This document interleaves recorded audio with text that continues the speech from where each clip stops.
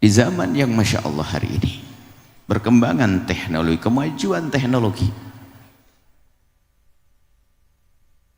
kalau tidak diimbangi dengan kesadaran keimanan, maka semua kemajuan ini tidak akan punya nilai positif, akan menjadi sebab kerusakan. Tapi kalau orang menjalani hidup ini dengan kesadaran keimanan, maka apapun kemajuan yang kita temui, maka itu akan menjadi kejayaan umat Nabi Muhammad SAW. Sehingga bagi seorang yang beriman, hendaknya yang perlu diperhatikan dan perlu diperhatikan adalah bagaimana dia menguatkan keimanannya, menguatkan hatinya, bagaimana urusannya dengan Allah dan Rasulnya. Kalau sudah seorang hamba dengan Allah dan Rasulnya, hatinya benar kepada Allah dan Rasulnya, ikatannya kuat kepada Allah dan Rasulnya, keimanan dan cinta kepada Allah dan Rasulnya dengan cinta yang sesungguhnya, jadi apapun dia akan selamat. Jadi presiden selamat, jadi gubernur selamat, jadi orang paling kaya yang selamat. Kenapa? Urusannya adalah dia punya ikatan dengan baginda Nabi SAW. Bahkan kalau diuji dengan kefakiran, tapi seorang fakir yang dekat dengan Allah dan Rasulnya, ternyata dia hanya fakir di dunia, setelah itu di akhirat dia menjadi orang kaya raya. Kuncinya adalah Nabi Muhammad SAW. Tidak ada pintu menuju Allah kecuali melalui pintu Rasulullah SAW. Sehingga ini yang harus perlu kita asah dan asah. Sejauh itu, sedalam apa kecintaan kita kepada Rasulullah. Jangan-jangan kalimat cinta hanya diucap di lisan, atau kita tulis di spanduk, mungkin di kaos yang begitu gemerlapnya dengan tulisan I love Rasulullah, tapi ternyata tidak masuk di dalam hati kita. Jangan sampai cinta hanya di lisan. Cinta bukan untuk diucap, tapi cinta adalah rasa di dalam hati. Bagaimana kita dengan baginda Nabi SAW? Nah, di sini perlu kita, di acara-acara agung seperti ini, maulid dan seterusnya, itu tujuannya apa? Mungkin orang berkata mengagungkan Nabi, jelas Nabi sudah agung tanpa kita agung-agungkan. Sebelum kita mengagungkan, muliakan Nabi, yang mengagungkan Nabi adalah zat yang maha agung. Kalau yang mengagungkan zat yang maha agung, tentu itu agung yang sesungguhnya. Wa innaka la'ala khuluqin azim, wa innaka la'ala khuluqin, agung yang sesungguhnya. Sayyidina Imam Ali bin Abi Thalib suatu ketika ditanya oleh orang yang para tabi'in, orang tabi'in itu orang yang tidak pernah ketemu Nabi, tapi ketemu sahabat Nabi. Generasi pertama generasi Nabi dan para sahabat. Generasi selanjutnya adalah para tabi'in. Para tabi'in ini tidak pernah bertemu Nabi, tapi bertemu dengan orang yang bertemu Nabi. Penasaranlah seorang tabi'in ini, datang kepada orang yang sangat dekat dengan Nabi secara nasab dan secara ilmu dan secara pergaulan, yaitu Imam Ali bin Abi Thalib. Lalu bertanya, ya Imam Ali, engkau orang yang paling dekat dengan Nabi secara nasab dan ilmu, tolong sifati, gambarkan tentang sifat Nabi Muhammad SAW agar saya punya gambaran untuk meneladaninya. Gambarkan kepadaku tentang sifat Rasulullah SAW. Imam Ali bin Abi Thalib sebelum menjawab bertanya dulu, wahai penanya yang baik, sebelum aku jawab aku mau bertanya kepadamu. Tanya apa wahai Imam Ali? Kau tahu tentang dunia dan seisinya? Tahu. Ada langit dan bumi, lautan, gunung menjulang, awan, ombak berkejar-kejaran, gelombang dan seterusnya, hutan belantara dan lain, Masya Allah banyak, kurang lebih seperti itu. Lalu Imam Ali bertanya, baik, aku ingin dalam waktu singkat ini engkau bisa bercerita tentang dunia seisinya. Ia bertanya, dari sisi mana aku harus bercerita? Ya sudah, terserah. Orang itu bertanya, Ya nggak mungkin dalam waktu singkat ini aku bercerita tentang dunia yang besar ini, dunia yang agung ini, dunia isinya aku ceritakan dalam waktu singkat. Tidak mungkin. Lalu Imam Ali tersenyum dan berkata, jika engkau bercerita tentang dunia yang disebut oleh Al-Quran wa mal hayatud dunya illa qalil, tidaklah kehidupan dunia ini kecuali kehidupan yang sangat sedikit. Dunia yang sedikit saja kamu tidak bisa menceritakan, bagaimana kalau aku harus cerita tentang akhlak Nabi, tentang sifat Nabi yang Allah telah menyebutnya, wa innaka la'ala khuluqin azim, engkau wahai Muhammad sungguh mempunyai akhlak yang sangat agung. Yang kecil saja kau tidak bisa bercerita, bagaimana aku menceritakan sesuatu yang agung, sifat Nabi Muhammad sallallahu alaihi wasallam. Keagungan Nabi sudah luar biasa. Wa rafa'na laka dzikrak, Allah sudah menyebutkan dalam Al-Quran, wa rafa'na laka dzikrak, namamu akan disebut-sebut, diangkat-angkat wahai Muhammad, diagungkan. Jadi betul maulid Nabi, merayakan maulid Nabi, betul mengagungkan Nabi, akan tapi ada hal yang lebih penting lagi. Nama maulid kita hubungkan dengan lafaz maulid, kelahiran. Apa yang perlu kita hadirkan? Melahirkan kembali Nabi Muhammad dalam kehidupan kita. Dan ini yang paling inti, melahirkan kembali. Bukan kelahiran biasa, melahirkan cara bergaulnya Nabi, melahirkan kembali cara bagaimana Nabi memperlakukan keluarganya, melahirkan kembali bagaimana cara Nabi berbisnis, melahirkan kembali, menghidupkan kembali. Jadi melahirkan, maulid adalah menghidupkan, melahirkan Nabi, menghidupkan kembali. Kalau dalam hadis disebutkan, mula-mula Islam itu aneh. Orang masuk Islam dianggap aneh. Nabi sendiri diikuti oleh orang-orang pilihan, Sayyidat Khadijah Kubra, diikuti oleh Sayyidina Imam Ali bin Abi Thalib, diikuti oleh Sayyidina Abu Bakar, diikuti orang-orang kecil sekelompok. Dan orang dari luar keluarga itu yang ikut dianggap aneh. Bahkan dianggap aneh. Sesaat Nabi disifati sebagai syair majnun, penyair gila, padahal Nabi tidak pernah bersair. Bingung saja mereka ingin merendahkan Nabi, sehingga dengan fitnah yang mereka sadari kalau itu bohong. Nabi Muhammad tidak pernah bersyair, tapi mereka gelari sebagai penyair gila. Sehingga orang ikuti Nabi saat itu adalah dianggap sesuatu yang aneh. Sampai pada akhirnya yang ikuti Nabi, para sahabat Nabi, orang-orang hebat dari semula. Ada seperti Bilal bin Rabah, Ammar bin Yasir, orang-orang fakir. Hingga pada akhirnya mengikuti Nabi orang banyak, orang-orang hebat, orang-orang besar, termasuk orang yang jago dalam berperang, Khalid bin Walid masuk. Berjayalah Islam. Tapi kemudian suatu ketika nanti, lihat, dikatakan Nabi nanti akan redup kembali, akan ada, kalau orang berpegang dengan Nabi maka dianggap sebagai aneh. Seperti disebutkan dalam hadis, bada'ad-dinu ghariba, agama ini mula-mula gharib, dianggap aneh. Pada zaman Nabi dianggap aneh. Wa sayaudu ghariban kama bada'ah, dan akan kembali aneh. Maka yang berpegang pada agama aneh. Norak dandananmu, masa baju begituan, sudah zaman modern masih beginian, aneh. Jadi orang ngikuti Nabi adalah dianggap aneh. Sayaudu ghariban kama bada'a, dan sudah ada hari ini. Kalau orang berpegang dengan agama dianggap aneh, ketinggalan, norak, dan seterusnya.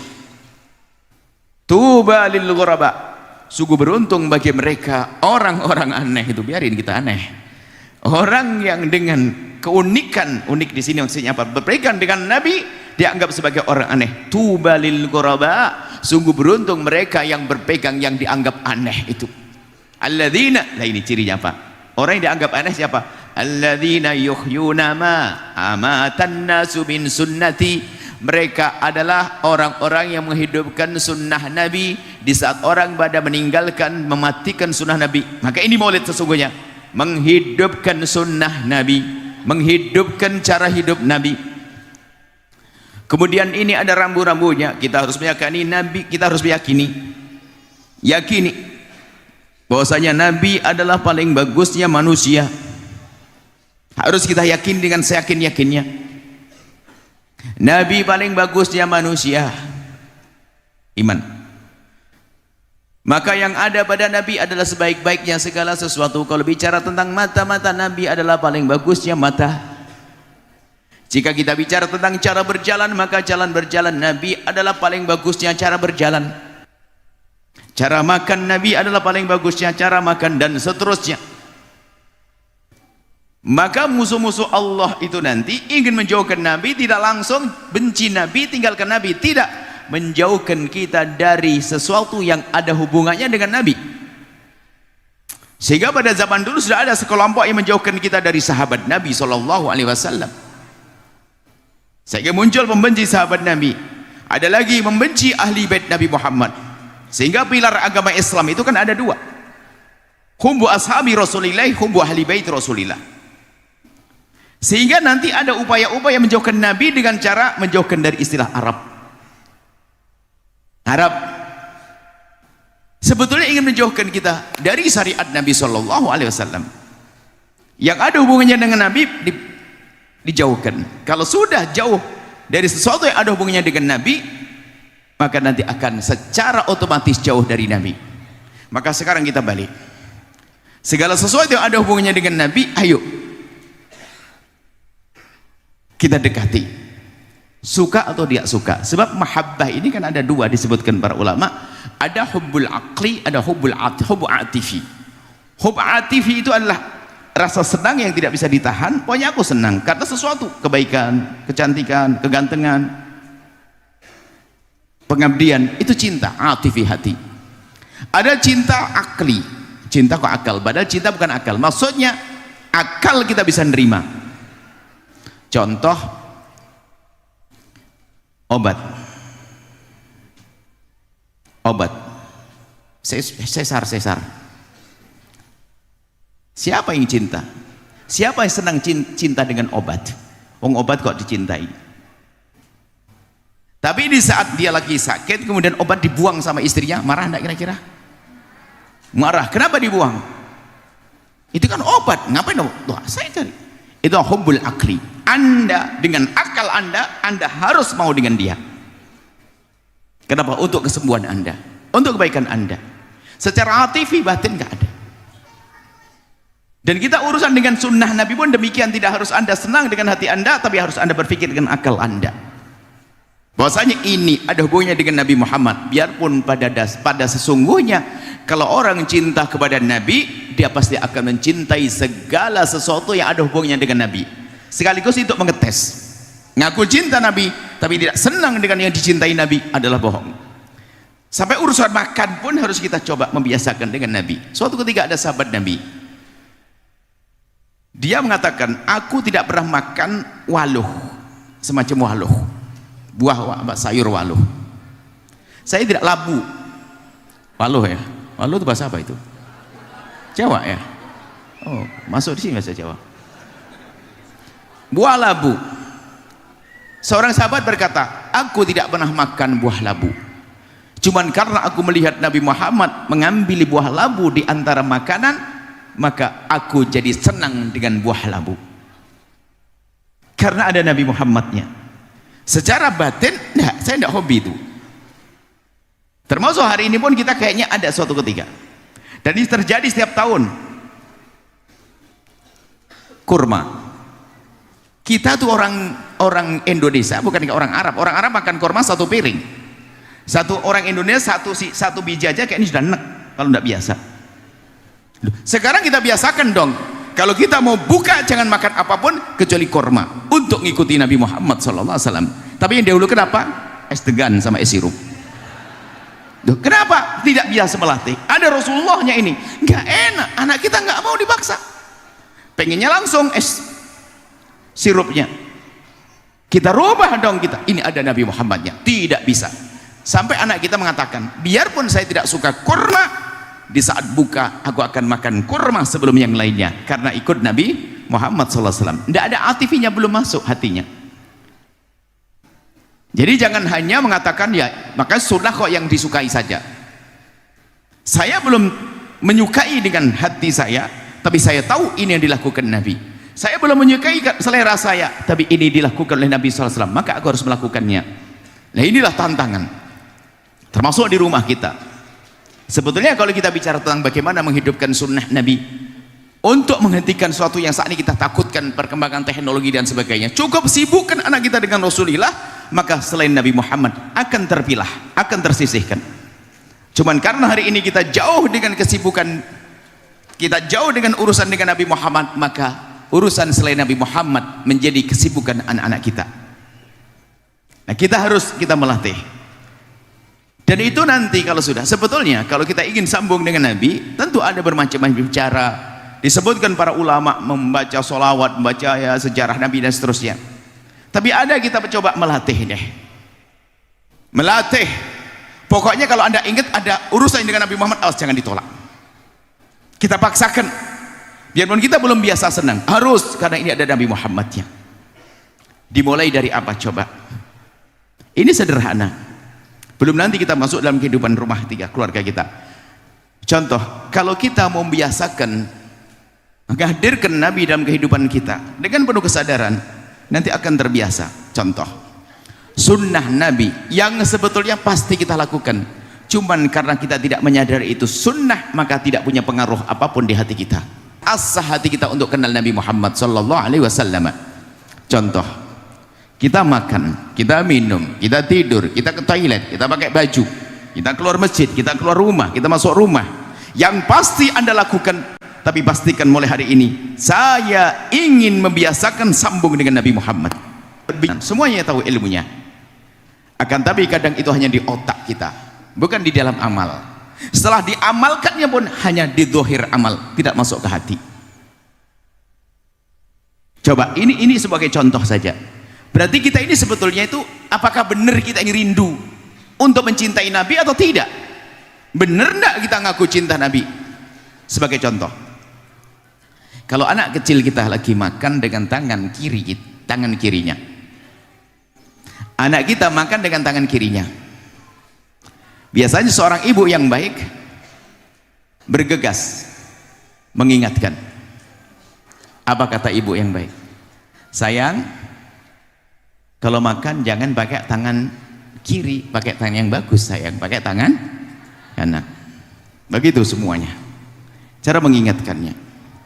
Kalau ada seorang ibu membiarkan anaknya makan dengan tangan kirinya, wah ini sangat jauh dari sunnah Nabi. Akan tapi mungkin kebanyakan mengingatkan, sayang kalau makan pakai tangan bagus, jangan pakai tangan kiri, pakai tangan kanan sayang, begitu kan? Baik, sekarang kita ingin tahu siapa di antara yang hadir ini di saat anaknya makan dengan tangan kirinya lalu mengingatkan anaknya dengan kalimat sederhana begini, sayang kalau makan jangan pakai tangan kiri tapi pakai tangan kanan. Seperti pernah kita begitu? Tidak pernah. Kita tidak pernah mendekatkan dia kepada Rasulullah. Bukan Nabi yang diingat oleh anak kita, sehingga anak kita rindu jauh dari mengidolakan Rasulullah. Mau minum sama diingatkan, karena di dalam urusan sholat pun bagaimana Nabi bersabda, sallu kama ra'aitumuni usolli, sholatlah engkau seperti melihatku. Melihatku adalah bisa saja kita hadirkan Nabi cara sholatnya, rukuknya dan sebagainya, khusyuk ia menyebut nama Allah, tapi saat-saat tertentu kita ingat cara rukuknya Nabi, sujudnya Nabi agar benar. Sallu kama ra'aitumuni usolli. Kita belum biasa dengan Rasulullah, kita belum biasakan anak kita dengan Nabi Muhammad SAW. Dikit-dikit Nabi Muhammad, kalau makan mau minum dengan tangan kanan seperti Rasulullah SAW. Mau toilet, mana kaki kanan dulu, kiri dulu? Kanan atau kiri? Coba Anda tadi bagi waktu toilet, kanan dulu atau kiri dulu? Sebentar dulu, jangan buru, jangan bohong. Kanan dulu, kiri dulu, atau tidak ingat? Atau tidak ingat? Biarpun sudah dewasa, doanya tetap itu. Mau tidur, bismika Allahumma, itu saja. Padahal doanya masih panjang Nabi. Tidak apa-apa deh doa TK. Itu saja kita tidak ada. Ini Nabi mengajarkan. Jadi apa yang perlu hari ini? Kita membiasakan dikit-dikit Nabi Muhammad, Nabi Muhammad, Nabi Muhammad. Sampai nanti dia punya kesadaran, ini tidak disenangi oleh Nabi Muhammad. Pakaianku ini tidak dibanggakan Rasulullah. Berangkat dari aku harus melakukan sesuatu yang disenangi Nabi Muhammad, Itu saja bicara. Setelah Anda membiasakan dengan sesuatu yang senangi Nabi Muhammad, maka di saat Anda melakukan sesuatu yang dibenci Nabi Muhammad, begitu mudahnya Anda menghindar. Nabi Muhammad tidak senang dengan ini. Ini pakaianku tidak disenangi Nabi Muhammad. Maksud tidak disenangi itu haram. Kalau urusan kesempurnaan berbeda. Orang boleh pakai celana, orang pakai ini, bukan begitu. Buka aurat baru nanti tidak senangi Nabi Muhammad. Baju polisi ya, apa ini yang menutup aurat, bukan tidak senangi Nabi. Jangan tentang pakai baju putih sunnah Nabi, tidak begitu. Yang tidak senangi Nabi adalah yang diharamkan, dan dia bangga di saat bisa melakukan satu yang disenangi Nabi Muhammad sallallahu alaihi wasallam. Sehingga kalau sudah dikuasai dari kebiasaan membiasakan dengan Nabi, pokoknya dikit-dikit Nabi Muhammad. Mungkin seorang anak kecil waktu ditanya ada yang begini, sayang kamu pengen jadi apa? Pengen jadi Nabi Muhammad. Oh, sah jawaban itu, karena dia belum mengerti maknanya menjadi Nabi Muhammad. Orang yang akhlak ke Nabi, dia belum mengerti kalau tidak ada Nabi setelah itu. Sebab ada seorang anak cita-cita kamu jadi apa? Jadi Robocop. Ini yang ketawa ini sudah tua, karena Robocop itu cerita dulu hari ini. Ya, Anda sudah tua kayaknya. Yang ketawa Robocop sudah tumur. Robocop itu zaman dulu, sekarang sudah nggak ada Robocop. Sama kura-kura ninja. Betul? Sudah tua Anda. Sekarang nggak ada kura-kura ninja sudah. Itu zaman dulu. Lah, anak karena sering dicekoi dengan tontonan begitu, akhirnya cita-citanya. Tapi kalau kita memberikan kepada anak kita dikit-dikit Nabi Muhammad, kalau makan seperti Nabi Muhammad sayang, dia mikir apa sih Nabi Muhammad? Kayak apa sih Nabi Muhammad? Dan seterusnya. Nah, rumah kita, ayo kita jadikan rumah yang kenal Nabi Muhammad sallallahu alaihi wasallam. Tentunya ada di antaranya ya, mungkin ini sebelum kita masuk pembahasan intinya, di antaranya tolong pastikan anak Anda punya buku sejarah Nabi Muhammad. Setelah yang pertama membiasakan, Anda membiasakan. Coba dah hafal deh, 10 aja deh di rumah, yang pasti dilakukan setiap hari. Makan, minum, ke toilet, doa ini, itu saja. Yang biasa, tapi ajari anak. Setiap kamu membaca itu, tolong ingat Nabi Muhammad. Ingat Nabi Muhammad sayang. Jangan tidak, terus dilatih begitu. Subhanallah. Setiap hari Nabi Muhammad ada di dalam hatinya. Dari situlah nanti akan muncul Allah Maha Kasih. Karena lesannya, pikirannya ingat Nabi, Allah akan beri cinta kepada Nabi Muhammad pada akhirnya nanti. Sehingga kebanggaannya adalah Rasulullah sallallahu alaihi wasallam. Kemudian di antaranya juga adalah pastikan anak Anda membaca sejarah Nabi Muhammad sallallahu alaihi wasallam. Dan buku sejarah pun harus waspada. Banyak buku sejarah yang buku sejarah Nabi ditulis oleh orang kadang sesuai dengan hawa nafsunya. Perlu kejujuran dalam menulis sejarah. Maka tidak kami rekomendasi asal buku sejarah. Ada sebuah buku sejarah yang di situ ditulis dengan Masya Allah luar biasa, dimasukkan berbagai hal termasuk akidah, fikih dan lain sebagainya.